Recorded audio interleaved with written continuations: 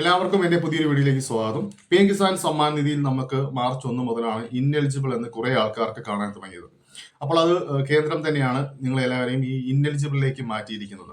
അപ്പോൾ അതിന്റെ റീസൺ ഒന്നും തന്നെയും നമുക്ക് അറിയാൻ സാധിച്ചിട്ടില്ലായിരുന്നു. കാരണം വെച്ചാൽ അവിടെ ബ്ലാങ്ക് മാത്രമാണ്. നമ്മുടെ പേയ്മെന്റ് ഓപ്ഷനിൽ അവിടെ വരുമ്പോൾ ലേബൽ എന്ന് കാണിച്ച് അവിടെ ബ്ലാങ്ക് ആണ്. ഒന്നും തന്നെയും നമുക്ക് മനസ്സിലാവുന്നില്ല. അവിടെ EKYC, land seeding, bank KYC ഇതെല്ലാം അവിടെ എസ് കാണിക്കുന്നുമുണ്ട്.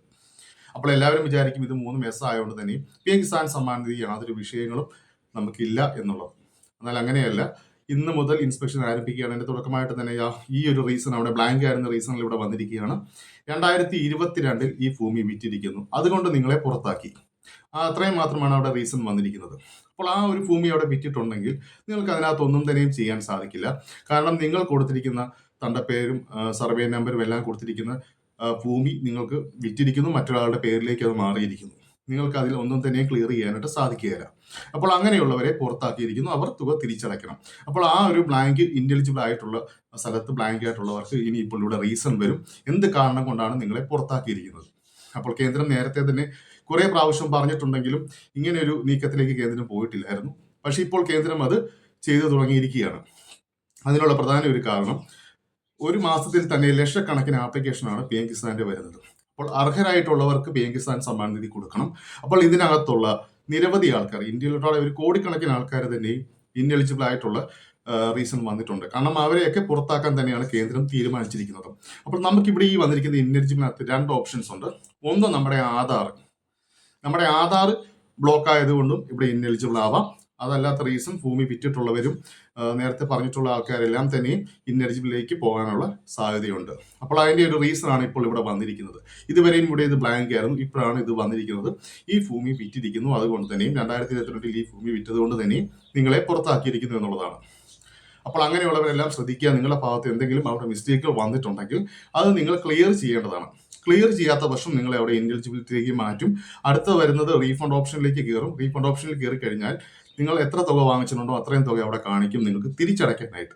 അപ്പോൾ നിങ്ങൾ അത് കറക്റ്റായിട്ട്, എന്തെങ്കിലും മിസ്റ്റേക്കുകൾ വന്നിട്ടുണ്ടെങ്കിൽ അത് കറക്റ്റ് ചെയ്യാൻ ശ്രമിക്കുക. ആധാർ പുതുക്കാത്തവരുണ്ടെങ്കിൽ എത്രയും വേഗം അത് പുതുക്കാനായിട്ടും ശ്രമിക്കുക.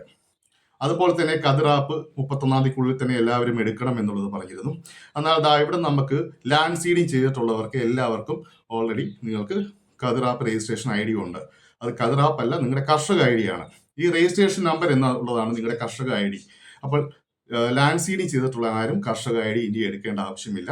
നിങ്ങൾക്ക് ഓൾറെഡി കർഷക ID നിങ്ങൾക്ക് ഇവിടെ ഉണ്ട്. അതല്ലാതെ പുതുതായിട്ട് അപേക്ഷിച്ചിട്ടുള്ളവർ, ലാൻഡ് സീഡിങ് ചെയ്യാത്തവരുണ്ട്.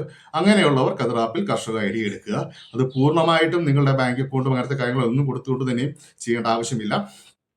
ആദ്യത്തെ ആ ഫോർമലായിട്ടുള്ള ആധാർ നമ്പർ, ഫോൺ നമ്പർ, നിങ്ങളുടെ current bill number, ration card number, ഇത്രയും കാര്യങ്ങൾ വെച്ചുകൊണ്ട് തന്നെ ജസ്റ്റ് ഒന്ന് രജിസ്റ്റർ ചെയ്താൽ മാത്രം മതി.